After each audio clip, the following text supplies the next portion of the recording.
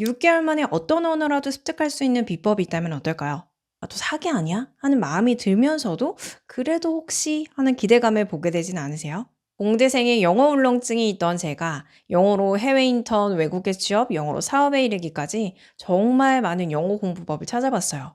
그런데 영어 회화를 할 줄 알게 된 다음에 알게 된 의외의 사실이 하나 있었어요. 생각보다 영어 회화에는 많은 지식이 필요하지 않다라는 거예요.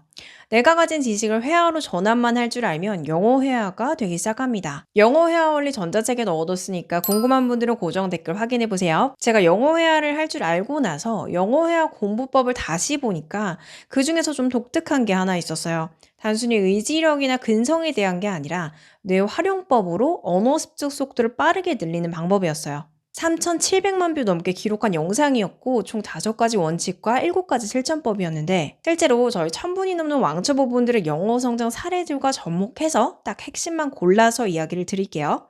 첫 번째 원칙은 소리의 필터와 근육 훈련입니다. 우리 뇌에는 필터가 있다는 사실 알고 계신가요? 나에게 익숙한 언어 소리는 받아들이지만 익숙하지 않은 언어 소리는 걸러냅니다. 그리고 소리를 들을 수 없다면 이해할 수 없어요.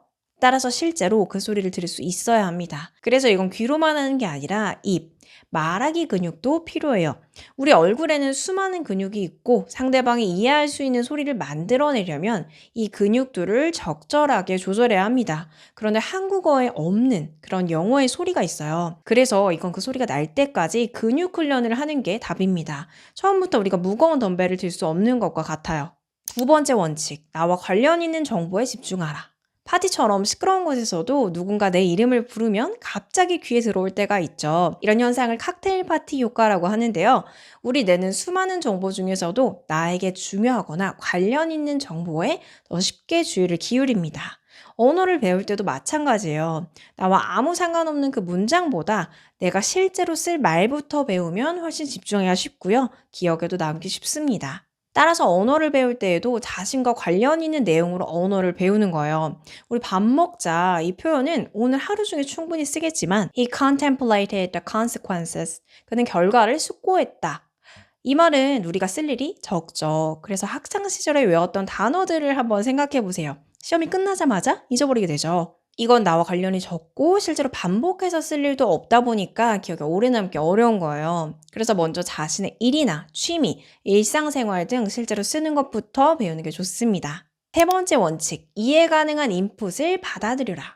우리가 영어 공부하기 위해서 유튜브 컨텐츠 보고 미드 보고 그러죠. 그런데 안 늘어요. 왜 그렇죠? 이해 가능한 인풋이 아니었기 때문이에요. 스티븐 크라센의 이론을 종종 소개해드렸었는데요. 쉽게 말하면 내가 대부분은 이해할 수 있지만 조금 새로운 것이 섞여 있는 영어를 접하는 것이 효율적이다 라는 거예요. 이걸 내 실력보다 딱 1만큼 높은 것이라고 이야기를 하는데요. 다 모르면 우리가 추측조차 어렵죠. 하지만 대부분 아는 내용 속에 모르는 표현이 조금씩 들어있다라고 하면 아, 대충 이런 뜻이겠구나 하고 문맥을 통해서 의미를 추측할 수가 있어요. 이게 효과적인 건 문맥 속에서 새로운 표현의 의미를 연결해 볼 수 있는 그 훈련을 하게 되기 때문이에요. 네 번째 원칙, 첫날부터 언어를 의사소통의 도구로 사용하라. 회화부터 먼저 하세요. 이렇게 이야기를 드리면 보통 어떻게 생각하세요? 아, 기초부터 일단 하고 해야지. 하시죠. 그런데 회화는 기초가 완벽해질 때까지 기다릴 필요가 없습니다. 처음부터 내가 아는 쉬운 영어라도 실제 의사소통에 사용해보는 게 중요해요. 아, 근데 난 아예 아는 게 없는데? 라고 하시는 분들도 분명 계시죠. 저희 회원분들 중에 ABCD도 잘 모르는 5살 꼬마들이 있는데요. 회화부터 바로 시작해서 평균 3개월 정도 지나면 문장을 만들기 시작합니다. 이게 왜 가능한지 다음 원칙에서 알게 되실 거예요.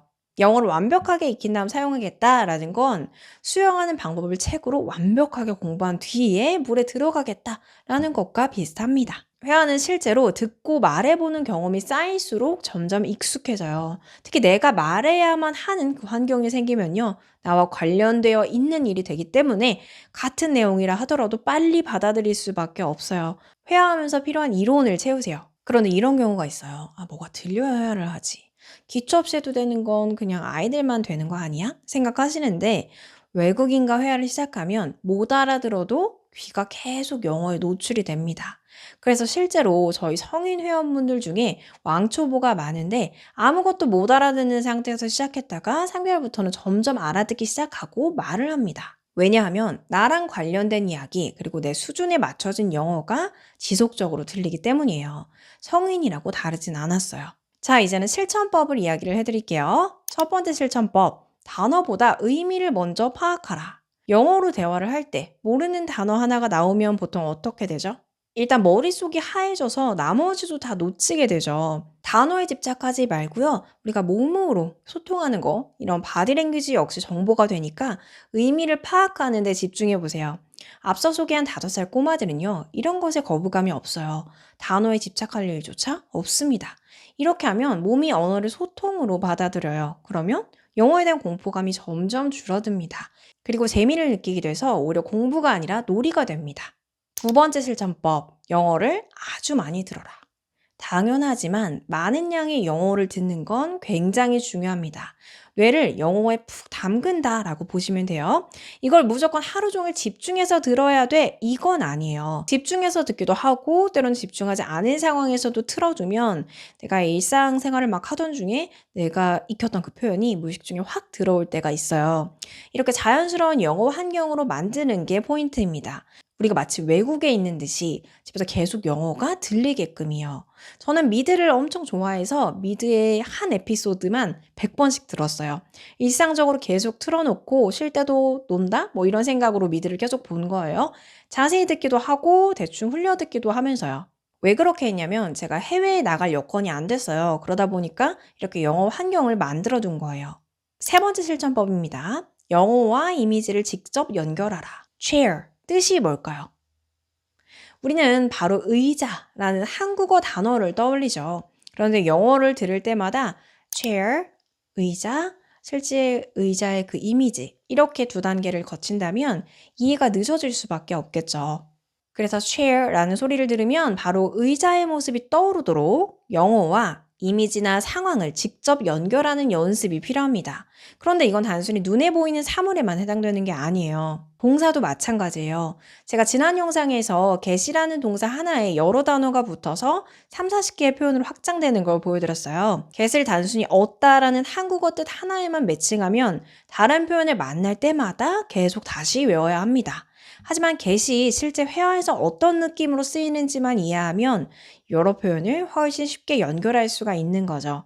저는 이걸 뿌리뜻을 이해한다라고 설명을 하는데요. 단어장에 적힌 한국어 뜻 하나만 외우는 게 아니라 그 단어가 실제 회화에서 어떤 느낌과 어떤 쓰임을 가지는지 함께 익히는 거예요. 네 번째 실천법, 자주 사용하는 핵심 단어부터 배워라. 실제로 우리가 일상 대화를 위해서 알아야 할 단어는 많지 않아요. 하지만 우리는 학창 시절에 scholar, 학자 이런 걸 외워요. 단어장에 있어서. 그래서 영어가 싫어집니다. 그냥 아주 간단하게 오늘 내가 하루 동안 말한 내용을 적어보세요. 내일 또 적어봅니다. 겹치는 내용이 있죠? 그걸 영어로 바꿔보세요. 그럼 거기에 쓰이는 단어들이 계속 반복되는 걸 볼 수가 있어요. 이 단어들을 일주일 모으고 한 달 모으면 어떻게 될까요? 굳이 단어장 찾아 외울 필요가 있을까요?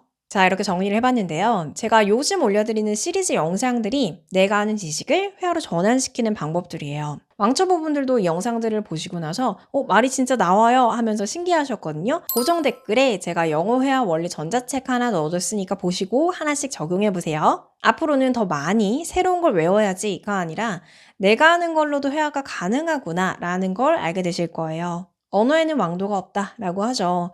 하지만 그렇다고 해서 무작정 많이 외우고 많이 듣는 건 답일까요? 우리 해봐서 알죠?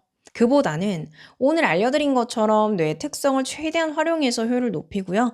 지식을 회화로 전환하는 방법들로 배우게 되면 아무래도 회화 속도가 붙을 수밖에 없겠죠. 계속해서 시리즈 영상들을 올려드릴 거니까 좋아요, 구독, 알림 설정 해주세요.